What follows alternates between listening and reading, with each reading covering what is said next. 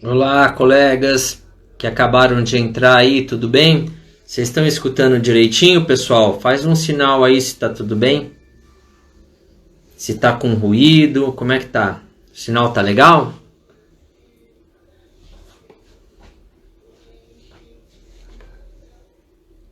Beleza. Valeu, pessoal. Joia, Vi.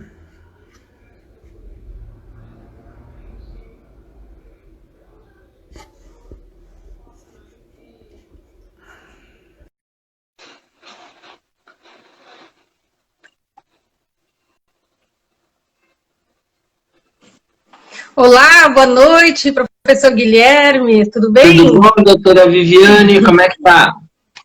Tudo bem, muito prazer estar aqui na sua presença para esse bate-papo. Olá, Legal. pessoal que está chegando. Eu que Lígia, agradeço aí o convite. Bom, pessoal, é assim, na verdade, a ideia dessa live partiu da doutora Viviane, né? Ela é médica, é especialista na área aí de anestesiologia, né? E ela trabalha muito aí com a questão do conceito da seguridade, né? Da aromaterapia. E aí, quando ela veio me convidar para falar um pouco sobre aromaterapia em animais, justamente aí em decorrência dessa questão aí, né, dela prezar muito pela questão, né, da seguridade da aromaterapia, eu fiquei assim bem lisonjeado com o convite e bem feliz com o convite e prontamente eu aceitei, justamente porque eu acho que é um tema que a gente tem que abordar tanto quando a gente fala em humanos, mas principalmente aí quando a gente fala em animais, né? Porque os animais, eles são mais sensíveis aos efeitos terapêuticos dos óleos essenciais, mas eles também são mais sensíveis, né, aos efeitos tóxicos dos óleos essenciais, né? Então, por isso que eu acabei aceitando, né, e com todo prazer esse convite. A live, ela está partindo do meu Instagram, porque eu tenho um problema no meu Instagram que se eu entro como convidado, não aparece o vídeo do meu Instagram, só aparece o áudio, e é só por conta disso que o Instagram está sendo feito a partir do meu e não do dela. Que, na verdade, a live é dela, quem vai comandar essa live é ela, né, a doutora Viviane. Então, obrigado pelo convite, eu estou aí à sua disposição para a gente bater um papo sobre esse assunto, tá bom? Eu que agradeço, muito obrigada por ter aceito esse convite. Então, eu tenho uma curiosidade, porque, para quem não conhece os óleos essenciais, gente, eles são compostos, né, são substâncias químicas extraídas a partir de plantas aromáticas, de ervas aromáticas. E, a partir disso, criou-se, então, depois a aromaterapia, que utiliza desses óleos essenciais como uma estratégia para alguns tratamentos. Então, sabe-se que antigamente, Guilherme, os óleos essenciais eram muito caros e eram utilizados lá na época medieval, tal, só por pessoas que tinham mais condições financeiras, nos nobres, nos reis. Eu gostaria de saber quando que os óleos essenciais passaram a ser utilizados nos animais. Em que época que aconteceu isso? Como que foi isso? Olha, eu não tenho aí muito... a verdade é assim, a literatura sobre óleos essenciais em animais, ela é bem difícil, né? Ela não tem aí uma literatura rica como existe aí em humanos. E aqui no Brasil, só para você ter uma ideia, a gente só tem um livro, né, com o nosso idioma, falando sobre isso. Eu tenho alguns livros em outros idiomas, eu tenho um livro em francês, 3 livros em inglês, que aborda a questão de aromaterapia em animais, e nenhum deles, na verdade, aborda essa questão mais histórica, né, que se tem, né, da questão da aromaterapia no uso de humanos. A aromaterapia veterinária, né, a aromaterapia em animais aqui no Brasil é algo muito recente. Eu acredito que eu tenha sido pioneiro, né, a incorporar a aromaterapia em animais, o veterinário que faça aromaterapia em animais. Isso data de cerca de 3, 4 anos, né? E naquela época... Pouquíssimo tempo, bem recente mesmo. Bem recente. E naquela época que eu entrei com a aromaterapia aqui no Brasil, tinha alguns veterinários, aromaterapeutas nos Estados Unidos, né? E que eu até me baseei um pouco nos livros dele, embora eu achei os livros, assim, bem fraco, bem raso, assim, né, de conhecimento. É uma abordagem um pouco mais holística, assim, um pouco mais energética e pouco voltada para a questão dos óleos essenciais como questão de medicamento mesmo, né. Então, de verdade, eu não saberia te responder essa questão histórica aí do uso dos óleos essenciais. Mas eu acredito que a exposição de óleo essencial em animais, ela deve meio que acompanhar a história, né, do uso de óleos essenciais pelos humanos, porque os cães, eles fazem muito tempo que eles foram domesticados, né? E a partir do momento que se insere a aromaterapia no ambiente familiar, né, os animais, eles acabam, né, desfrutando inalando, e assim foi a fitoterapia, e eu acredito que isso também tem acontecido com os óleos essenciais também, né? Embora a gente não tenha relatos aí em livros falando sobre essa questão. Ah, certo. Mas eu já achei bem bacana isso, não sabia que era tão pouco tempo, 3, 4 anos, que começou a ser usado aqui pela medicina veterinária. Muito bacana isso. E, Guilherme, em que situações que pode ser indicado o uso dos óleos essenciais nos animais? Porque nos humanos se utiliza também pelo lado da psicoaromaterapia, um aspecto mais sutil. Isso ocorre também dessa forma para os animais, para tratar emoções também? Ou só para uso, assim, para situações, digamos, de doenças e sintomas físicos? Tá, vamos lá. Bom, eu falo assim pela minha experiência, né? Eu particularmente, eu não gosto, né, de fazer ingestão de óleos essenciais, né? Eu tenho formação de aromaterapia em humanos, e inclusive em humanos em algumas poucas situações, e situações específicas, eu acabo indicando a ingestão, né? Então isso vai depender do problema que a pessoa está tendo, de qual óleo essencial que está tendo, se eu quero uma resposta muito rápida, mas só que por pouco tempo. Então tem uma série de critérios aí para se trabalhar com ingestão, e que particularmente não é uma forma que eu gosto de trabalhar em humanos. Imagina em animais, né? Que a gente tem poucos dados, né, de farmacocinética, né, que envolve todo o processo de absorção, metabolização, distribuição, eliminação, e a via oral, ela acaba sendo uma via aí complicada, né, pela questão aí de metabolismo de primeira passagem, e aí vai. Então eu acabo não utilizando muito para a via oral. E por que eu estou falando isso? Porque eu acho que para doenças de ordem interna, né, a via de eleição mais indicada seria a via oral. A gente pode ter um efeito para a medicina interna a partir da aplicação por via tópica, tudo bem, mas a via oral, ela é muito legal quando a gente quer trabalhar o quê? Problemas de medicina interna, que é uma coisa que eu particularmente não trabalho dentro da veterinária. Eu acho que se o animal tem, por exemplo, uma esteatose hepática, a gente tem medicações de farmácia que elas têm todo um estudo de seguridade por trás e todo um estudo de eficácia que faz com que essa medicação acabe sendo mais segura do que um óleo essencial, por exemplo, para tratar uma esteatose hepática, para tratar, por exemplo, uma gastrite, né? E aí vai. Então, eu acabo utilizando muito a aromaterapia, número 1, sem dúvida nenhuma, para questões emocionais, né? Então, dentro aí do campo da psiquiatria veterinária, eu também utilizo muito como tratamento complementar nos transtornos do sistema tegumentar, né? Então, nas dermatopatias, e também ela acaba tendo um efeito muito bacana como coadjuvante no tratamento de dores, né? Então, essas são as 3 principais indicações. E quando a gente fala dessa questão do uso da aromaterapia no contexto da psiquiatria veterinária, a gente pode trabalhar tanto a aromaterapia sutil, né? Então trabalhar com concentrações muito baixas, mas a gente pode trabalhar também com concentrações mais elevadas. Para quê? Para trabalhar a questão da química dos óleos essenciais, nessa questão da psiquiatria veterinária, né? Então, acaba sendo muito parecido com o que acontece em humanos, né? Humanos, a gente trabalha com aromaterapia mais sutil, dentro dos problemas emocionais, mas a gente, dentro de um problema emocional, a gente também pode entrar com concentrações maiores, porque daí a gente aproveita da química, né, dos óleos essenciais para essa molécula poder fazer o efeito ali a nível de sistemas de neurotransmissão e a nível de funcionamento da circuitaria neural, né? Gente, só para quem, se alguém em casa não tenha entendido, quando o Dr. Guilherme falou em medicina interna, ele está falando da parte de dentro do organismo, especificamente os órgãos da gente, estômago, intestino, fígado, pulmão, certo? Agora, eu queria que você explicasse um pouquinho, basicamente, quais são as principais diferenças que tem nessa aromaterapia que é utilizada em humanos e em animais, porque a fisiologia também é diferente, é um outro corpo.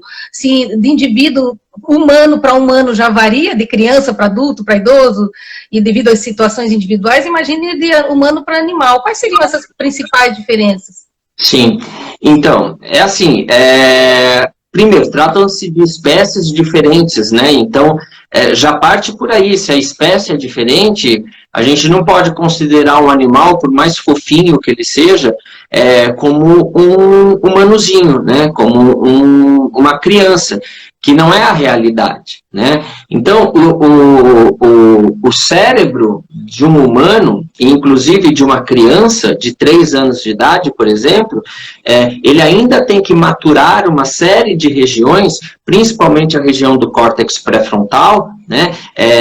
Existe aí uma plasticidade intensa ao longo da infância e da adolescência no neocórtex, em algumas regiões do sistema límbico, como o hipocampo, mas ainda assim, a gente não pode comparar o funcionamento de um sistema nervoso central de uma criança, de um bebê, com o sistema nervoso central de um cão ou o sistema nervoso central de um gato, porque são espécies diferentes. Então, por exemplo, o bulbo olfatório, né, dos cães e dos gatos, ele é muito mais desenvolvido do que nos humanos. Então, aí já tem uma diferença gritante. Por quê? Porque o bulbo olfatório é uma estrutura que faz parte do sistema límbico, né? E quando ele é ativado pela via elétrica que acontece aqui, né? Pela despolarização dos receptores odoríferos que promovem, né, essa despolarização das fibras olfativas, ao se estimular esse bulbo olfatório, ele é capaz de controlar todo o funcionamento do sistema límbico, né? E o bulbo olfatório dos animais ele é muito mais sensível do que dos humanos. Então isso quer dizer que os animais eles são muito mais sensíveis à termodulação do sistema límbico a partir do quê? De aromas, né? Então daí já vem uma diferença importante. Ele tem muito mais receptores odoríferos na cavidade nasal do que dos humanos. Eu costumo brincar e falar que você colocar, por exemplo, submeter um animal, por exemplo, a um aroma que pra gente fica gostoso, é como você pegar e trancar ele num elevador com uma pessoa que tomou banho de Victoria's Secret. É algo terrível, né?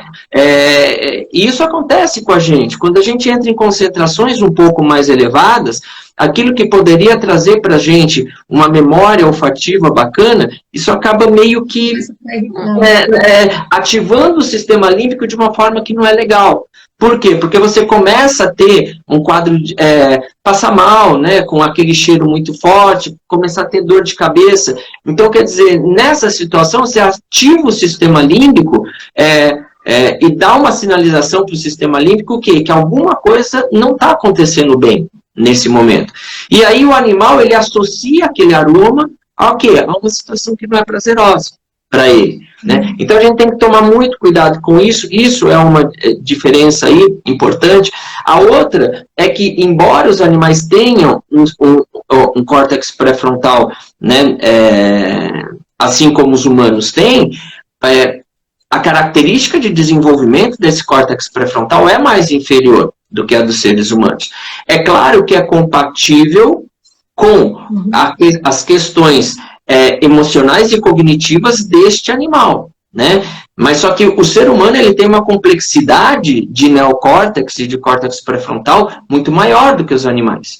Né? E, em teoria, né, é por isso que os seres humanos eles são capazes de controlar mais os impulsos, ter mais a razão, do que quando a gente compara com o animal. Né? Então, é importante isso. Por exemplo, se a gente entra com óleos essenciais que potencializam muito o sistema dopaminérgico, e isso não está escrito em livro nenhum. O que eu percebi? Que a gente, em animais, você estimula muito o instinto selvagem desse animal.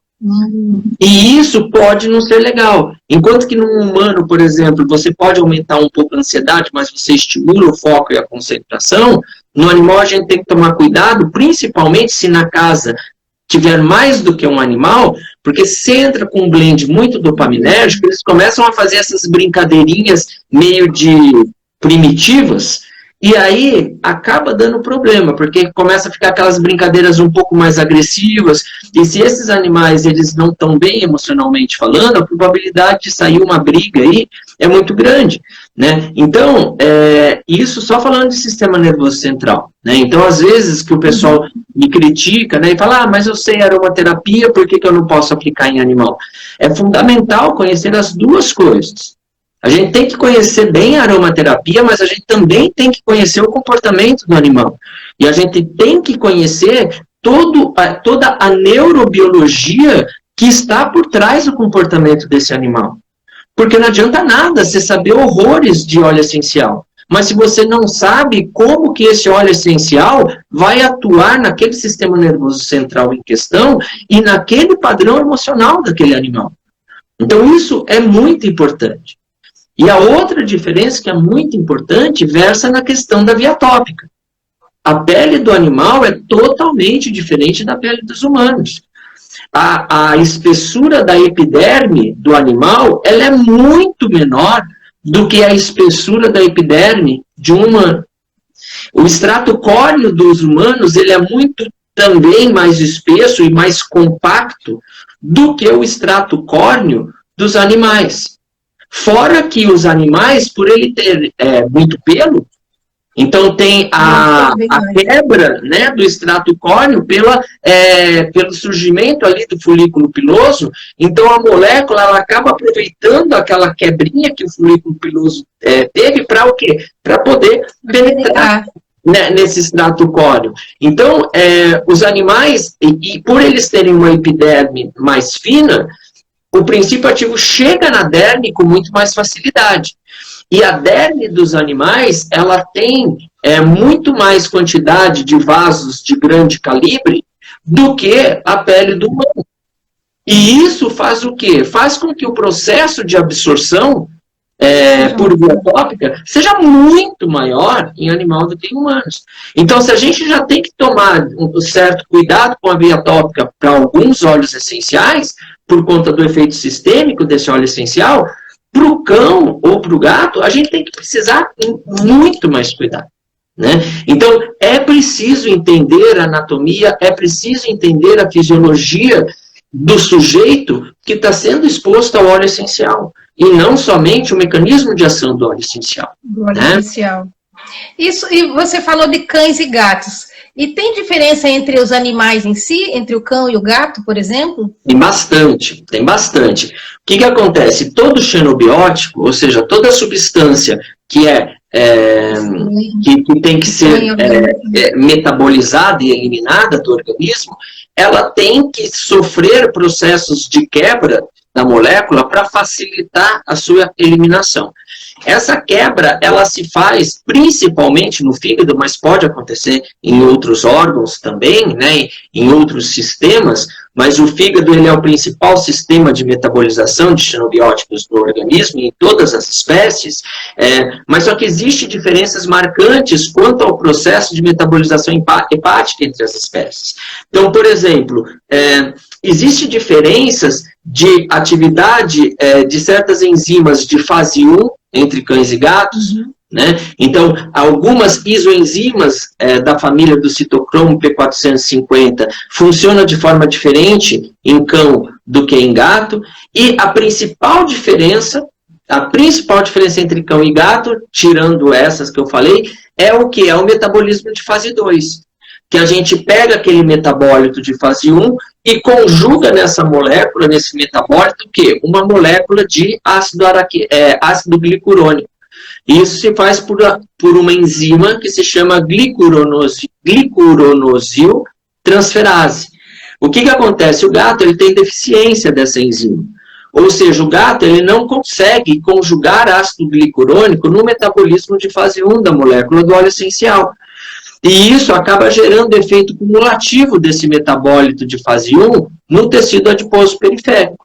E que começa a fazer mecanismo de redistribuição e jogar a molécula para o organismo inteiro, incluindo para o próprio sistema nervoso central. Né? Então, é muito complicado o uso de óleos essenciais em gatos. Né? Não é que não pode, né, utilizar, mas só que tem que ser utilizado por pessoas que realmente entendam de aromaterapia e que entendam o funcionamento dessa espécie felina. E como que esse felino se comporta frente ao óleo essencial.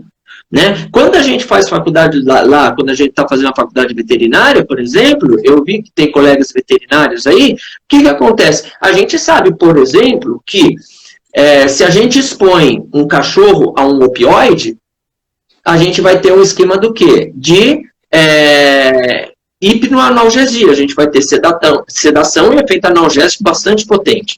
No gato, a gente tem que cuidar muito com o sistema opioide. Por quê? Porque o opioide em gato pode dar um efeito ao contrário. Pode dar estimulação, ele faz quadro de desinibição comportamental e o gato fica virado num giraia. Então, vejam a diferença que acontece entre espécies e para um determinado princípio ativo, para uma determinada classe, né, de medicação. E que isso pode acontecer com a aromaterapia. Né? Se a gente pega, por exemplo, óleos essenciais ricos em cetonas, e as cetonas elas já têm um leve efeito perturbador aí, que é a dose dependente em humanos. Né? Esse efeito ele pode ser mais evidente em cão, e sem dúvida nenhuma deve-se evitar óleos essenciais ricos em cetonas em gato. Porque a probabilidade de você ter reações, efeitos de perturbação a nível neurológico iatrogênico induzido pela inalação do óleo essencial, não é só ingestão, é grande. Né? Então, não é questão, né, da gente querer ser chato. A questão é que, de fato, o problema existe. Né? E por isso que a gente tem que saber as duas pontas, né, dessa estrada. Não adianta você conhecer só o começo de uma trajetória. Quando você entra na estrada, você tem que saber a entrada dessa estrada, mas você tem que saber aonde que ela vai chegar. Porque senão você está se aventurando ali. Né? E é isso que, infelizmente, a gente está vendo, e a gente está vendo assim com muita frequência, né, na aromaterapia. O se aventurar em usar óleos essenciais em animais. Né? Então, no caso, o gato tem mais possibilidade de sofrer uma intoxicação por óleos essenciais, efeitos adversos, do que os cachorros, não é isso? Exatamente, exatamente. E aí vem, né, estou aproveitando aí a pergunta, né, que o pessoal sempre pergunta, qual óleo eu posso usar em difusor? Não tem isso, qual óleo. Né? O que acontece é que, então eu não posso fazer aromatização ambiental na minha casa se eu tenho gato? Não é isso, gente. Agora, assim, você não pode, por exemplo, ir tomar banho num banheiro que é 1 metro quadrado e querer fazer aromatização ambiental nesse banheiro enquanto você está tomando banho com a porta fechada e com o gato lá dentro. Porque vai dar problema. Agora, se você está fazendo uma aromatização ambiental num ambiente que é 2 por 2, 2 metros quadrados, mas só que você deixa a porta aberta para o gato poder sair quando ele se sente meio hard com óleo, tudo bem. Né? Então, não é pelo fato de você ter um gato na sua casa que você não pode fazer uma aromatização ambiental. Pode, mas só que você vai ter que fazer uma aromatização ambiental mais sutil e você vai ter que permitir o quê? Você vai ter que deixar a janela aberta, a porta aberta, para quê? Para o gato poder fugir dessa situação quando esse aroma estiver muito forte para ele. Né? Agora, e se puder evitar, é melhor, né? Evitar não precisa agora, colocar o difusor na hora que está deitado com o gato no sofá, por exemplo, vendo televisão, né? Exato. Ou então aplicar tópico no gato. Não tem condição. Você vai aplicar tópico no gato, aonde o gato vai fugir, o óleo essencial está nele. Então, a aplicação de óleo essencial por via tópica em gato, jamais. Jamais. É claro que se você está falando em uma concentração menor que 0,2%, tudo bem, mas aí você está trabalhando com aromaterapia vibracional. E eu não estou falando que não vai dar problema, não vai dar problema de toxicidade. Mas só que se você não escolhe óleos adequados, essa vibração desse óleo essencial, se não for escolhido de forma adequada, pode piorar o quadro vibracional desse animal. E essa piora do quadro vibracional do animal também pode gerar sensação de mal-estar nesse animal. Né? Então, a gente tem que tomar cuidado. Eu, particularmente, eu não conheço aromaterapia vibracional. Né? Então, eu não trabalho muito com essa questão vibracional. Né? Porque, o fato que é pouca concentração da molécula não vai fazer mal. Também não é assim. Por quê? Porque o nosso corpo, ele é físico e ele é energético. A partir do momento que você muda a frequência energética do nosso corpo, é claro que vai passar mal. Isso também pode acontecer.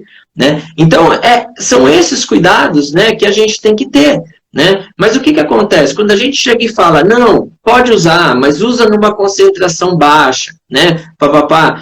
Eu não estou falando que é todo mundo assim, gente. Mas é uma probabilidade, uma proporção grande das pessoas, infelizmente, o que não tem senso. Né? E aí a gente fala que pode usar, aí a pessoa pega e faz justamente isso. Usa com o ambiente fechado, usa com concentrações elevadas, né? E aí, muitas vezes as pessoas perguntam, mas qual é a concentração ideal, então? Quantas gotas de óleo eu coloco no aromatizador ambiental? Não sei. Por que eu não sei? Mas qual é a capacidade de água do seu aromatizador? Número 1. Número 2, está aromatizando quantos metros quadrados? Número 3, esse ambiente que está sendo aromatizado tem corrente de ar? Como é que está a corrente de ar? Né? Então, fica muito difícil da gente pegar e falar assim, 2,93 gotas é segura, 2,94 não é. Por quê? Porque isso acaba virando numerologia, acaba virando cabala, enfim, aí sai meio que da nossa esfera, né? Dessa questão, né? da seguridade, né? É bem complicado, e também é pela própria questão da avaliação médica do próprio animal, né, Guilherme? Eu falo assim que quando a gente usa em humanos, tem uma diferença. Eu pegar uma pessoa de 40 anos que é saudável e uma pessoa de 40 anos que tem, por exemplo, esteatose hepática, né, gordura no fígado, que toma remédio para pressão, que já tem outros fatores envolvidos da saúde, né? E, às vezes, da mesma maneira que a pessoa tem algum quadro, alguma patologia e desconhece, né? Quanta gente tem hipertensão, tem diabetes e não sabe? Eu imagino, então, os animais, né? Então, isso também, essa avaliação também é importante. Aí, quem vai fazer não sou eu, é o médico veterinário, né? Não, então, a gente tem que ter certeza dessa situação clínica também do animal, né? Sim, exatamente. Uma coisa que eu sempre falo, veja bem, quem me conhece sabe que vocês podem me taxar de qualquer coisa, menos de corporativista, que eu não sou corporativista. E, inclusive, eu até brigo com os meus colegas, né? Eu chego e falo, não, calma aí, gente, vamos ter um pouquinho de bom senso também. Vamos lá, quando o teu filho está num estado febril, você marca uma consulta no médico, para o médico receitar, por exemplo, um antitérmico para baixar esse estado febril? Não. Então, aí entraria uma questão o quê? De uma aromaterapia ambiental, para quê? Para dar aí uma qualidade de vida emocional legal, né? Deixar um ambiente bacana na família interespécie, bacana, né? E claro que a pessoa tem que conhecer de aromaterapia para fazer isso. Até aí tudo bem. Tá? Agora, vamos lá. Se você tem um filho e se você entra com um antitérmico, a febre não baixa. Aí você está 2 dias, a febre não baixa. O que você vai fazer? Você vai levar o teu filho no médico, porque alguma coisa está acontecendo. Não é? A mesma coisa são os animais. Né? Então, é isso que as pessoas não conseguem entender. E outra coisa, quando a gente fala de aspecto emocional, a coisa mais complicada ainda. Por quê? Porque se para os humanos a psiquiatria somente baseada em medicação, ela é muito menos efetiva do que a psiquiatria aonde se faz medicação e terapia associada, na veterinária isso é muito mais verdadeiro ainda. Porque os transtornos psiquiátricos na veterinária, a abordagem, a intervenção principal, o carro-chefe da intervenção é o quê? São as terapias comportamentais. Isso aí é fato. A gente entra com modulação química, farmacológica, muitas vezes para quê? Para esse animal conseguir suportar uma terapia comportamental, porque às vezes ele está tão desajustado que ele não vai ganhar dessa terapia comportamental, ou então para potencializar a ação da terapia comportamental. E aí o que acontece? É uma coisa que deixa a gente bastante chateado, é o quê? Vem a pessoa, o meu cachorro ele tá ansioso, que óleo eu posso usar para aquilo? Tá, mas calma aí, o que está por trás dessa ansiedade? Né? Qual é a causa dessa ansiedade? Número 1, ele está num estado de ansiedade ou ele está com um transtorno de ansiedade? Isso aí faz toda a diferença. Né? E outra, ele está num estado de ansiedade. Não, mas então vamos ver o que está levando este animal a ficar num estado de ansiedade. Não adianta eu pegar e ficar expondo o animal à aromaterapia se eu não estou avaliando o que está levando esse animal a estar num estado de ansiedade ou então até desenvolver o transtorno de ansiedade. Então não existe uma pílula milagrosa. Porque se o óleo essencial fosse milagroso desse jeito, ia ser política de saúde pública. A Sabesp ia colocar óleo essencial na água de beber. Ia botar na caixa d'água da cidade. Na caixa d'água de todo mundo. Então, a abordagem ela tem que ser multicompartimentalizada. E as pessoas não conseguem entender isso. Né? Então, não é a exposição a um determinado aroma que você vai melhorar o aspecto emocional do seu animal. Às vezes o animal está hiperreativo, ele late demais, late, ele fica muito hiperativo dentro da casa, ele tem comportamento destrutivo. Aí quando você vai ver, esse animal ele fica preso em casa o dia inteiro. Ele não tem um enriquecimento ambiental na casa, ele não sai para ver outros locais, ele não interage com outros animais. Que óleo essencial que vai dar conta disso, gente? Não tem, né? A outra coisa, o meu animal fez um machucadinho aqui. Que óleo essencial, que óleo que eu posso passar para melhorar o machucadinho? Não tem que passar nada. Por quê? Porque a inflamação ela é fundamental para o processo de cicatrização. E a gente não pode brecar a inflamação. A outra coisa é o quê? É uma ferida crônica que não cicatriza.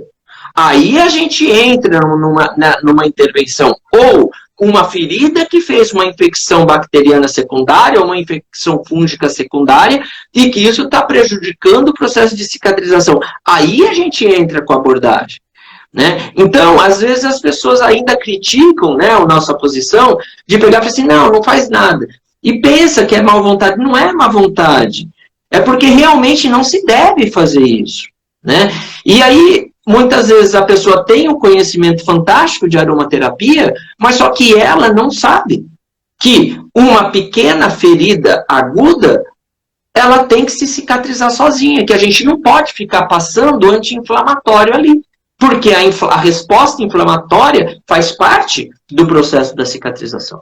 Né? E aí, é isso, né? Eu tenho muita preocupação mesmo em humanos mesmo. A gente vê algumas informações meio assustadoras em redes sociais, o exagero do incentivo para o consumo, né, dos óleos essenciais, é bem complicado realmente, né, porque tem muitas questões químicas envolvidas quando você fala, né, a partir do momento que eles são absorvidos, e é bem preocupante. Guilherme, você está recebendo vários elogios aqui, a Claudinha está dizendo que o Guilherme sempre é maravilhoso, e é mesmo, é verdade, eu concordo. Obrigado. A Tina está perguntando quais seriam os óleos dopaminérgicos. Então, a gente tem alguns aí. A salva esclareia, ela tem um mecanismo de aumentar a dopamina importante. O limão siciliano, ele tem um mecanismo aí também importante. Todos os óleos essenciais que são ricos em pineno, então o pinheiro silvestre, o spruce, né, as coníferas, né, o oníbano, aumenta a dopamina. O absoluto de baunilha, que tem a vanilina, ele também aumenta a dopamina, né? O imacaleno, que está presente no cedro, do gênero cedros, né? No cedro Atlas ou no cedro Himalaia, também aumenta a dopamina. Veja bem, não é que eu não posso entrar com esse óleo nos animais. Eu posso e devo, muitas vezes, aumentar o tônus dopaminérgico em um animal. Mas só que para isso que a gente tem o que na aromaterapia? Os blends, né? Então a gente tem que fazer um blend, uma sinergia harmoniosa. O que eu não posso é fazer um blend juntando 5 óleos essenciais, onde os 5 vão aumentar a dopamina. Que aí você pode fazer um probleminha aí nesse animal, né? Do mesmo jeito que a gente pode fazer, né, em humanos, né? Eu teve uma aluna de um curso meu, por exemplo, que ela estava falando, né, da filha dela, que estava estudando, né, para o vestibular, então ela ficava muito ansiosa, que ela perdia o foco, perdia a atenção, e aí essa colega que estava fazendo o curso, ela fez uma sinergia altamente dopaminérgica, né? O que aconteceu? A menina surtou, né? Além de piorar a atenção, né, ela surtou na ansiedade por conta disso. E é claro que se o indivíduo está ansioso, aonde que vai a concentração? A concentração acaba, evapora. Né? Então a gente tem que fazer o quê? Um equilíbrio das coisas, né? Porque senão acaba dando problema. Exato. A Lívia está perguntando, o mesmo se aplica a cavalos? Nossa, Lívia, assim, ó, eu não tenho experiência com cavalos, tá? Eu até brinco e eu falo que eu não sei nem aonde fica o joelho do cavalo, né? Tive pouquíssimo contato com cavalos na faculdade, né? A minha infância, a minha adolescência, minha vida pregressa, nunca tive contato com cavalo. Eu acho uma espécie, assim, fantástica, ao mesmo tempo que traz aquela força, né? A gente vê que por dentro é uma sensibilidade, né? É sensível, né? A captar tudo, enfim. Mas só que eu tenho colegas, né? Que fizeram aromaterapia comigo, né? Curso comigo, e é uma coisa que eu falo, gente, ousar com responsabilidade, né? Então vamos lá, a gente não tem muita informação sobre cavalo, começa a testar, né? Dentro dos padrões de segurança que a gente já conhece, né? Sair um pouco da zona de conforto, mas sair, repito, com responsabilidade, para a gente poder o quê? Ter informações adicionais para poder compartilhar com os colegas, né?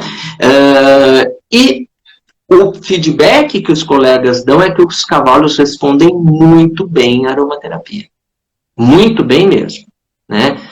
Então, eu não tenho experiência, né? Mas só que os colegas falam que responde muito bem. Muito da aromaterapia é empírico, né? A gente não tem estudos farmacológicos e tal, então vai muito pela observação, né? Por aquele feeling, né? Mas também não é por isso que você vai deixar a cautela de lado, né? Alguns princípios a gente tem que manter, não é isso? Exatamente, você falou tudo.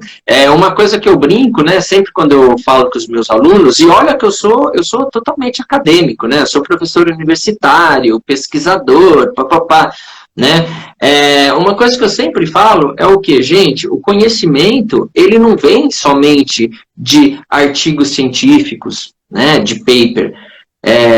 Eu acho assim, nossa, me dá até dó daquelas pessoas que chegam e falam, Cadê o estudo randomizado, cego, multicêntrico, papapá, falando que a aromaterapia é eficaz? Eu já pego e já falo porque o conhecimento não vem só disso, gente. Né? E o conhecimento não vem só de livros também. Né? Existe um conhecimento que é lindo e que a gente não pode descartar, que é o conhecimento baseado em evidência. Né? E da onde que a gente tem esse conhecimento baseado em evidência? É trocando experiência com os nossos pares. Né? Então, muito do que a gente conversa entre os pares, pô, você fez isso, foi legal, poxa, que bacana, vou fazer. Ah, olha aqui, na minha populaçãozinha aqui, ó, também deu certo. E isso é conhecimento, gente. Né? Por exemplo, não existia nada na literatura, nunca vou esquecer isso, até porque eu amo o óleo essencial de sândalo. E é um dos óleos assim que eu mais uso, né? E quando eu estava dando um curso em Floripa, a Marcela, né, a professora Marcela, né, eu falei do sândalo, enfim, os alunos ficaram, e aí foi um festival de um monte de gente começar a usar sândalo, e aí começou a pipocar no grupo lá do curso, dor de cabeça e uma sensação parecida com labirintite, sabe? Aí a Marcela pegou e falou assim, Guilherme, você sabe alguma coisa falando que o sândalo pode dar dor de cabeça, labirintite? Olha, menina, não tenho nada na literatura falando sobre isso. Mas só que aí o que eu fiz? Eu peguei e fui olhar o mecanismo de ação do Santalol e comecei a procurar em livros esse mecanismo de ação se podia dar sinais clínicos parecidos com labirintite. Bingo! O bloqueio de receptor de serotonina do tipo 5-HT2A pode dar sinais clínicos semelhantes à labirintite. E é um mecanismo importante do Santalol. E aí eu peguei e compartilhei com ela. Marcela, é o seguinte, coloca aí no grupo que pode ser sim o sândalo, porque o Santalol bloqueia receptor 5-HT2A e o bloqueio de receptor 5-HT2A pode dar esse quadro clínico. Aonde que está isso? Aonde que está isso em paper? Em estudo multicêntrico, randomizado, duplo cego, não tem. Né? Então, a gente tem que valorizar, né, essa conversa que a gente tem entre os pares. Né? Isso é conhecimento. Né? Que passa, né, pela sabedoria, né? Assim como veio dos ancestrais até chegar na gente, não é isso? Exato, exato. A Tina está perguntando assim, se o gato se aproximar do difusor, quer dizer que ele pode estar gostando do aroma? Pode. Tá? Isso é uma pergunta legal, pode. Agora, veja bem, nem tudo que é gostoso é sinal que faz bem. É ou não é? Cá entre nós. Vamos pensar numa droga psicotrópica. Não adianta falar que droga psicotrópica não é gostosa, porque é. Porque se ela não fosse gostosa, ela não seria passível de autoadministração. Todo mundo sabe que tem que ficar longe de droga. E por que não fica longe da droga? Porque a droga, ela dá um efeito euforizante, que é uma delícia. Né? Agora, o que acontece? De repente o gatinho vai lá, se aproxima dali do óleo essencial, né, daquele aroma, ele está gostando, e ele começa a ter um efeito perturbador do óleo essencial. Isso pode acontecer, por exemplo, com a gatária. Né? Uma coisa é o gatinho comer a erva e não comer todo dia, né? Comer 1, 2 vezes por semana. A outra coisa é expor o gato ao óleo essencial de gatária. Né? A probabilidade do gato ter um quadro psicótico, mediante a exposição de gatária, é enorme. Mas só que a sensação que precede o estado psicótico é o quê? É uma sensação de prazer intenso. Então é claro que o gato vai ficar ali perto e sentindo o cheiro do óleo essencial, porque ele está tendo um puta de um prazer. Mas só que vai chegar uma hora que esse prazer vai dar lugar ao quê? A uma psicose. No qual ele vai ter alteração de percepção sensorial, ele vai ter alteração de comportamento motor e geralmente esse padrão de alteração sensória motora cursa com aumento de ansiedade. Ou seja, ele vai sair de um estado de prazer intenso e vai para um quadro totalmente disfórico. Será que seria legal fazer isso? Não seria. Então, mesmo que o gato esteja procurando e goste, a gente tem que limitar o acesso. E não pode deixar ele ficar exposto muito tempo a esse óleo essencial, e principalmente se for uma concentração um pouco maior, porque nem tudo que é gostoso faz bem, tá? Exatamente. Aqui estão perguntando se você tem a indicação de algum profissional que atue com aromaterapia em cavalos. Olha, gente, eu tenho um defeito muito grande, que eu não guardo o nome das pessoas. É complicado. Tem uma menina que, inclusive, eu fiz live com ela me convidou para fazer live. Ela é do interior de São Paulo, mas é do interior de São Paulo, perto da capital de São Paulo, eu nem lembro qual é a cidade. Ela trabalha no Aras, ela tem um Aras, ela dá bastante curso na área de equinos, ela é loira, enfim, eu não lembro o nome dela, desculpa, se ela estiver aqui na live, desculpa. Ela se interessa muito por aromaterapia, ela é uma estudiosa de aromaterapia, e ela é profunda conhecedora, né, da espécie equina. Então, seria aí uma pessoa bem bacana aí para vocês procurarem, tá? Uma pessoa aqui está perguntando o que seria o vibracional e se o vibracional é o uso do difusor ultrassônico. São coisas diferentes. São coisas diferentes. O vibracional, a gente está falando que a concentração do óleo essencial ela é tão baixinha que ela atua somente no corpo etéreo do indivíduo. Ela não está atuando no corpo físico desse indivíduo. Então, a gente está falando de concentrações muito diminutas do óleo essencial. Ou seja, vamos supor, uma aromatização ambiental, por exemplo, que está saindo o vaporzinho, mas está saindo muito pouco molécula que está presente no óleo essencial. Mas só que a energia, a vibração desse óleo essencial está saindo com esse vapor e está influenciando a frequência com que o corpo do indivíduo está ressonando, né?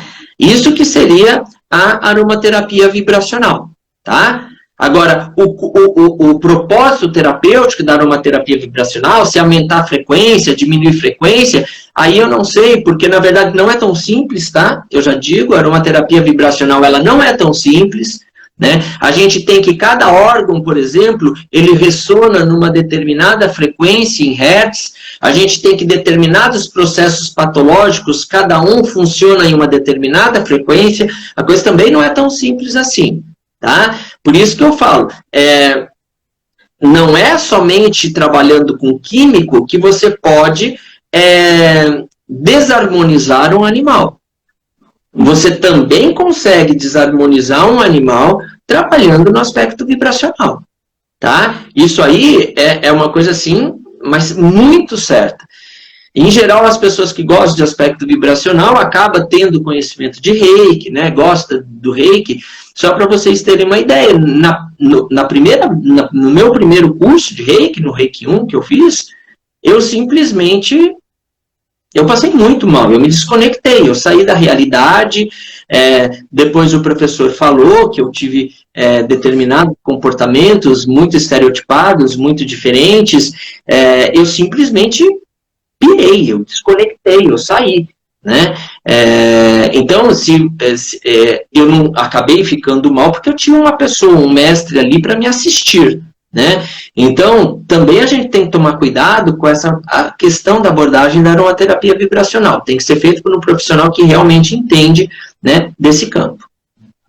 Guilherme, eu queria que você, para a gente encerrar aqui, uma pessoa que tem um animalzinho e que quer fazer um tratamento de aromaterapia para ele, como ele deve agir, e também as pessoas que são médicos veterinários, como que eles podem, você está abriu algum curso recente, tem algum curso disponível, como é?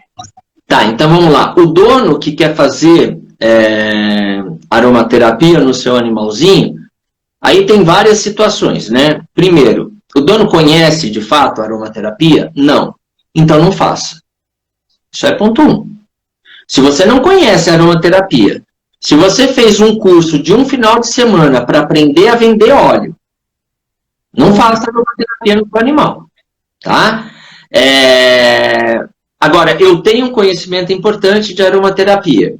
Ok, então o que você vai fazer? Você vai pegar o teu animal e você vai chegar para o veterinário do seu animal e vai falar, o negócio é o seguinte, eu tenho conhecimento de aromaterapia, eu acho que a aromaterapia iria beneficiar esse estado do meu animal, agora eu quero saber de você, mas eu não entendo nada de veterinário, eu quero saber de você. Qual é a abordagem que você traz para o meu animal? Você acha que precisa entrar com esta abordagem de, por exemplo, precisa entrar com antidepressivo? Precisa. Tá, mas então por que não entrar com aromaterapia? E aí, o que pode acontecer, e que geralmente acontece? O veterinário não conhece a aromaterapia. Uhum. E aí o veterinário vai chegar e falar assim, pode usar. Mas ele fala, pode usar o quê? Se não piorar, não vai melhorar. Ele fica pensando com ele, isso aí é besteira, enfim, né? Mas a gente, como tutor, a gente tem que fazer o nosso papel, né? Então você tem que colocar o veterinário, espremer o veterinário na parede mesmo, e falar, o negócio é o seguinte, esse óleo essencial, ele atua assim, espero de um tutor, tá? Eu sei que um monte de colega veterinário vai estar me crucificando agora, mas eu não estou nem aí. O que eu falo aqui é pelo bem da aromaterapia veterinária, né? Agora, o que o veterinário tem que fazer, né? Eu não estou falando aqui para todos os colegas manjarem horrores de aromaterapia. Ninguém precisa gostar. Isso não é obrigado o veterinário gostar de aromaterapia. Cada um tem o seu modo de trabalhar, o seu modo, né, de fazer uma intervenção. Agora, calma aí, a partir do momento que você é um clínico geral, você se formou, você é um clínico geral. Você tem que ter um conhecimento mínimo do assunto para não passar carão. É essa a realidade, para não passar carão na frente de um proprietário que é aromaterapeuta, mas não é veterinário. Porque os colegas pensam que o tutor não está percebendo. Mas só que o tutor que conhece a aromaterapia, para ele fica muito claro que quando o veterinário não sabe aromaterapia e quer falar, pode, fica na cara que o veterinário não sabe o que é. E isso é muito constrangedor. Muito. Eu falo isso para médicos também, desculpe interromper, eu digo assim para meus colegas, eu falo para meus colegas médicos, né, médicos e humanos, gente, eu digo assim, olha, você pode não gostar de aromaterapia, não acreditar, não gostar de óleos essenciais, agora, a sua paciente está usando. Aí quando ela chegar para você e trouxer um frasquinho lá e falar, doutora, eu comprei esse óleo essencial aqui, estou pensando em usar, o que a senhora acha? Então, ela vai sair do seu consultório e vai dizer, nossa, a vendedora sabe mais do que minha médica. É esse pensamento que ela vai ter. Então, assim, você pode até não usar, mas o seu paciente está usando. O seu paciente está pensando em usar. Então, você tem que ter alguma opinião, alguma base de conhecimento você tem que ter, né? Principalmente nessa questão de que eles também impõem riscos à pessoa, né? E não só benefícios. Como tem essa crença popular, né? De por ser natural, não faz mal. Exatamente. O que acaba acontecendo é muito que acontece aí entre os seus pares, acontece com os meus pares. Que eles pensam que a aromaterapia é apenas um cheirinho. E não sabe que um óleo essencial, ele é o quê? É uma salada de vários componentes químicos.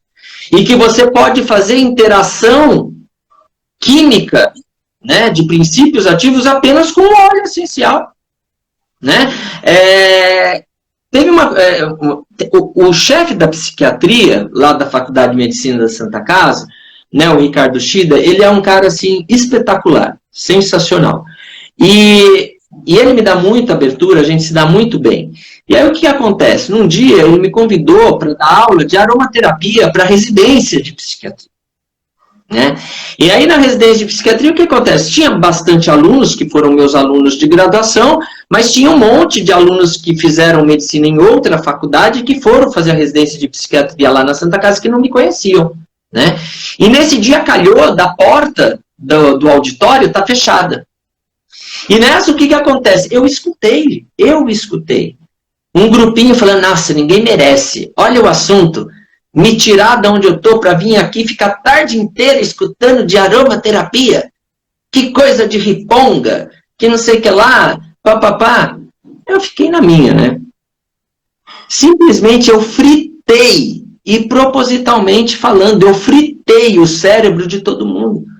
Porque eu dei uma abordagem de química e psicofarmacologia que o pessoal, no final, você via eles assustados assim, e muitos vieram falar para mim, nossa, eu nunca imaginei que o óleo essencial tinha isso. Quando que eu ia imaginar que o óleo essencial modula receptor CB2, que inibe transportador de serotonina, que aumenta a disponibilidade de monoaminas? Quando? Pois é a questão do pré-conceito. Você avaliar uma coisa sem conhecer. E é por isso que eu falo, os veterinários, eles precisam conhecer a aromaterapia. Uma, para não passar carão frente aos proprietários dos animais.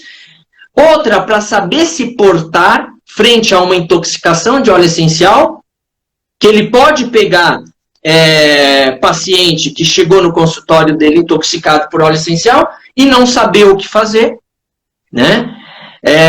E isso, pô, pega mal, né? Além de pegar mal, vamos pensar assim na questão do ser profissional dele, né? Ele poderia ter feito um desfecho melhor naquele caso se ele tivesse um conhecimento básico de aromaterapia, né? Então a aromaterapia ela vai muito mais do que um simples cheirinho. E os veterinários eles precisam saber disso. E é por conta disso, e vejam bem, gente, não estou querendo me autodivulgar, porque eu não preciso disso. E é por conta disso que 2 colegas que fizeram curso de aromaterapia comigo, tem 2 empresas de adestramento e que trabalham com comportamento animal, que é a Jeito Animal e a Dog Mais, né? Que são do Paraná, são seu conterrâneo, né? O Pedro Fontoura e a Vanessa. A Vanessa, na verdade, ela teve a iniciativa, né, e conversou com a gente, comigo, com o Pedro, por que a gente não monta um grupo de aromaterapia veterinária no Facebook e no Instagram para divulgar, né, a aromaterapia entre os pares, né, para fazer a aromaterapia ficar mais conhecida aí entre os veterinários. Nossa, o Pedro amou a ideia, né, eu achei fantástico, aí falei, eu não vou ter tempo de ficar sustentando, né, esse Instagram e esse Facebook. Não, a gente cuida disso. E aí surgiu, né, o grupo está lá no Instagram, @aromaterapia veterinária, né? A Vanessa e o Pedro está cuidando diariamente disso, colocando sempre informações, a gente está fazendo sempre videozinhos informativos, né, para estudantes de veterinária, para veterinários, justamente o quê? Para conscientizar o que é a aromaterapia, né, dentro da nossa rotina aí, né, e o quanto que os nossos pacientes podem se beneficiar com isso, né, e assim, em breve, né, quem se interessa pelo assunto, né, estudante de veterinária ou os próprios veterinários que se interessam pelo assunto aromaterapia veterinária, aguardem, porque vocês vão ter uma surpresa muito boa mesmo, e em breve. Tá? Eu não posso falar agora, mas em breve vocês vão ter uma surpresa muito boa. Tá? Então acompanhem a página do Dr. Guilherme, que daí vocês vão saber dessa surpresa, não é isso? Isso, acompanhe a minha página, né, Guilherme Santos, ou a própria aromaterapia veterinária, que a gente sempre vai postar, né, informação lá. Muito obrigada, viu, Guilherme, por tanto esclarecimento, por tanta informação que você passou aqui para a gente, e tem alguns alunos meus também assistindo a live, e tinham muita curiosidade de saber sobre aromaterapia veterinária, e foi bastante enriquecedor esses conhecimentos. E eu gostaria que, para finalizar, você deixasse uma última mensagem para a gente, uma mensagem final. Então, a mensagem final, isso aí é fora do script, hein? Ela me pegou de surpresa, né? A mensagem final, eu acho assim, a gente tem que ter consciência de que os animais, eles são seres vivos. Então, a partir do momento que você adquire um animal, você tem que ter aí em mente que esse animal, ele não é um bichinho de pelúcia, né? Que ele sente as emoções, tanto as emoções positivas quanto as emoções negativas, e que ele sente problemas físicos. E que, consequentemente, eles precisam de cuidado. E o cuidado tem que ser feito o quê? Por profissionais que, de fato, entendem como esse animal funciona. Então, vai acabar aí. Obrigado, pessoal.